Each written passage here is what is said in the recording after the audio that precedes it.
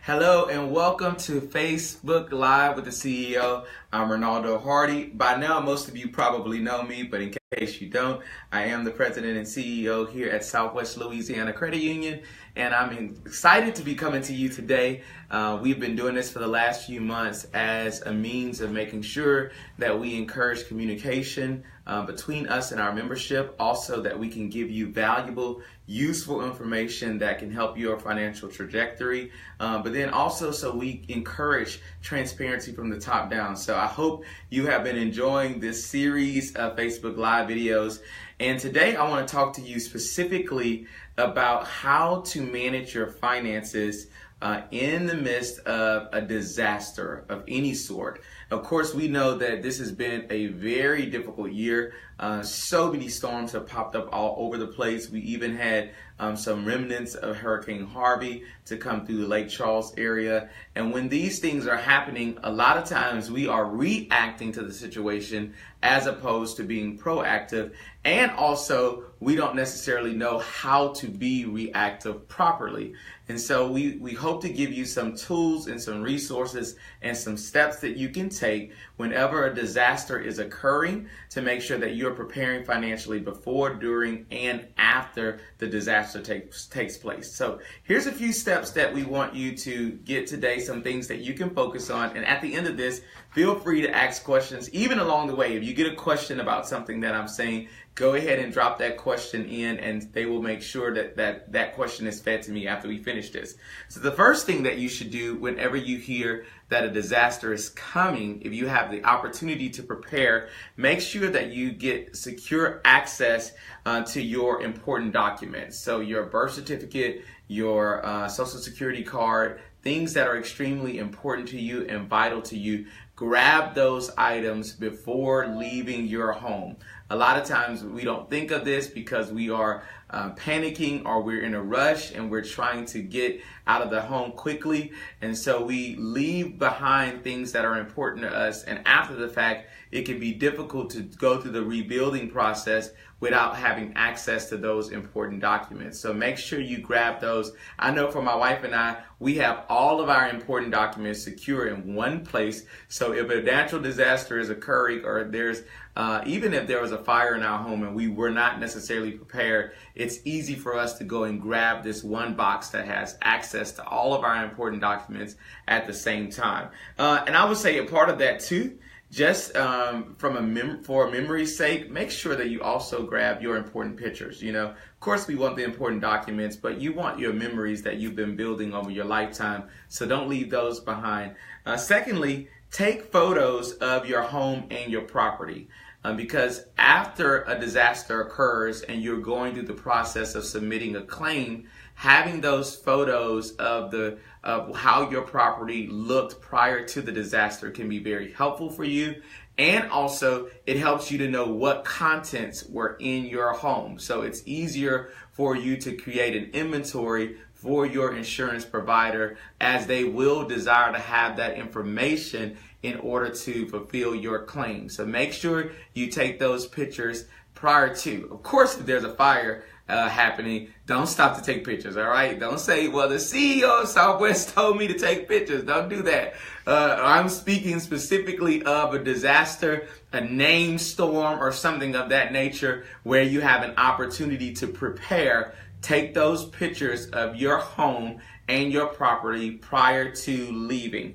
The third thing is set your bills to auto pay during the emergency. So in cases where you know you already have your funds set up and established to be able to pay your bills in a timely fashion, go ahead and set those up on auto pay, just so you don't do anything that interrupts your credit for any reason, because you may forget when a lot of things are going on, you may forget to make those payments, and it can be way more useful for you to have those things set to auto pay so that you're not worrying about the stressful situation that could happen if you aren't making sure that you keep up with those payments on time. And I'm going to say this as well. I'll move this one up on my list, but also in a scenario where you have encountered a disaster and it has impaired your finances in any way, make sure that you have conversations with your lenders so that they can help you with that. I know if you come to us after a natural disaster and we're able to determine that you were affected, we're going to do all that we can to work with you by giving you extensions on your loans, and also offering products here at our credit union that can help you to get back on track. So make sure you reach out to your lenders, set things up on auto pay, but in scenarios where you have run into a financial jam, make sure that you also reach out to your lenders to see what can be done to help you with your financial situation in the midst of that crisis. Also make sure that you set up an emergency fund.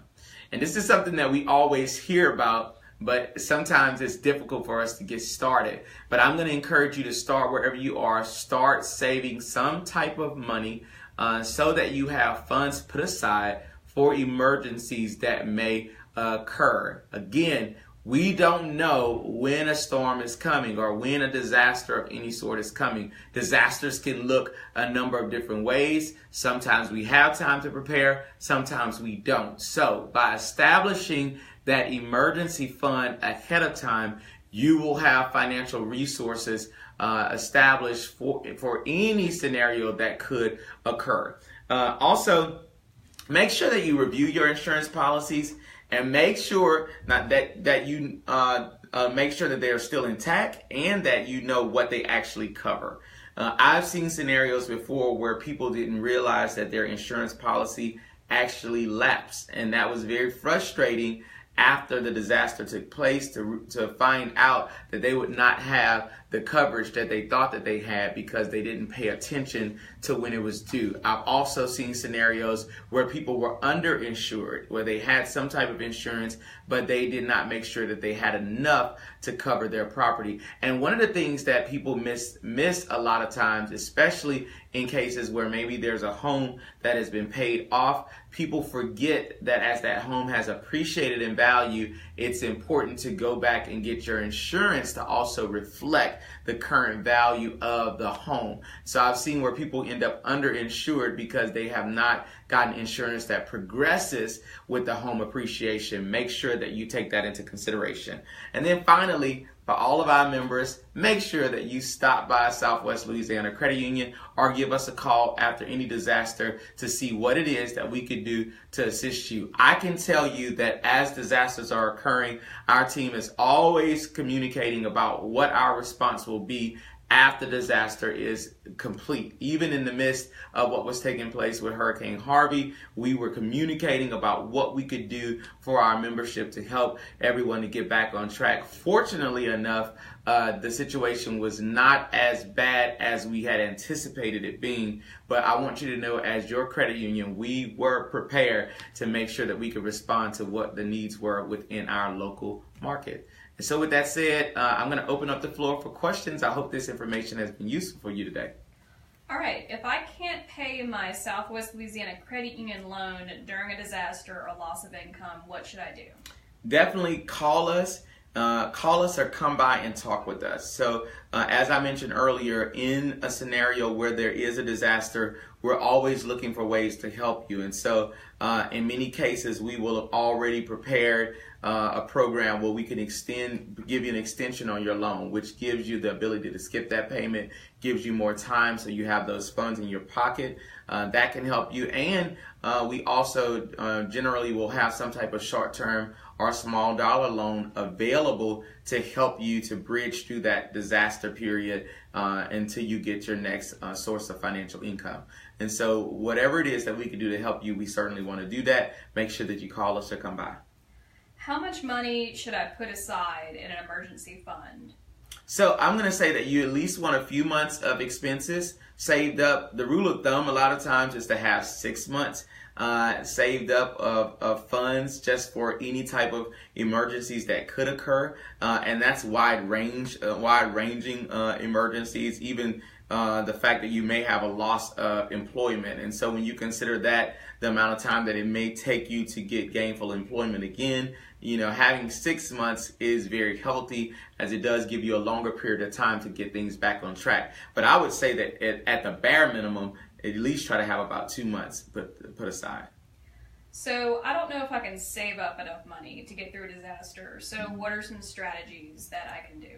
Well, the good thing about Southwest is that we have financial counselors on staff. And so if you call us or come in and speak with one of us, we will do an analysis on you and help you to develop a savings plan to help you get on the right track. Because a lot of times we think that we cannot save because we haven't taken the initial step to figure out what it is that we could do with our budget to redirect where we're spending our funds and be able to put those dollars to the side.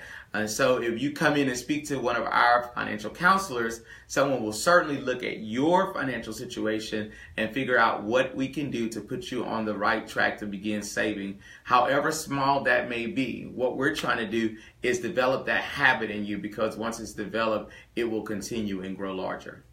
So do y'all have any tools that I can use to get myself on track for saving up before disaster hits? Yeah, we certainly do. If you go to our website, swlacu.com, we do have an online savings calculator that you can use. We also have on our website now a whole suite of different webisodes or webinars that you can look at that give you financial information that can grow your knowledge on how to make a host of different financial decisions. So if I were you, I would just go on there and get lost in all of the wealth of information that we have provided to you in an engaging manner. Go to our website. We have resources available to you.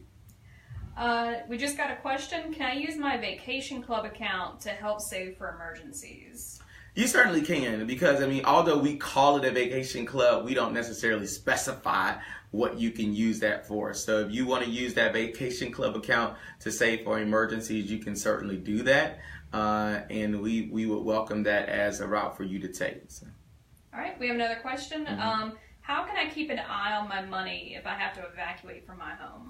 Well, the great thing about Southwest is that we do believe in the use of technology. So we've invested in having a smartphone app for you. We do have the mobile app that you can utilize. You also can utilize you can go to our website and use our online banking that way. The great thing about our new website is that it is mobile responsive. So if you go to our website on your cell phone, it will be responsive to your cell phone and allow you to access our online banking that way in a fashion that's more simple than what it was previously. So you can access your information wherever you are. And the other great thing is that we're also a part of the Service Center Network. So wherever you are in the country, if you look up the Service Center Network and find a service center that's close to where you are, you do have the ability to go into that credit union and transact business as well. So there's a variety of different ways that you can gain access to your funds if, in fact, you were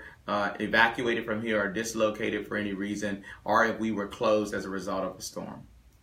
All right, we have another question. What are some ways I can prevent excessive spending during an evacuation? Well, it's even though you're saying through an evacuation, it's the same exact way that you prevent excessive spending anytime, right? The way that you prevent it is to have some type of budget in place. And so I would encourage you to put some type of budget in place for how you would handle evacuation and how you would handle an emergency.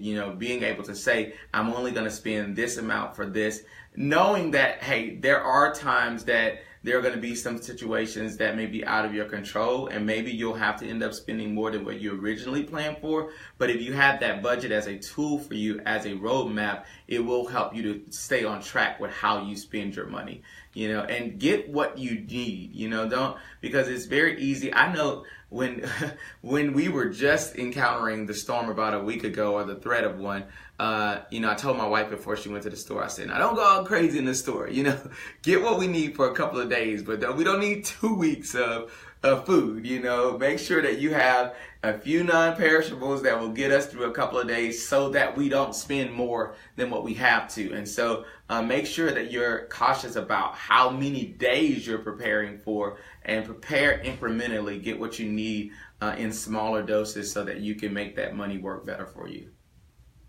That's it. That's it. Well, with that said, thank you so much for tuning in again today. It is always a pleasure to join you on Facebook Live. Again, it is our goal to find ways to communicate better with you, also to encourage transparency from the top down. And we always want to be that financial partner that gives you access to information that is useful and helpful to helping you to get on the right path with your finances. Again, I'm Ronaldo Hardy, President and CEO here at Southwest Louisiana Credit Union. Thank you so much for joining us. We'll see you next time.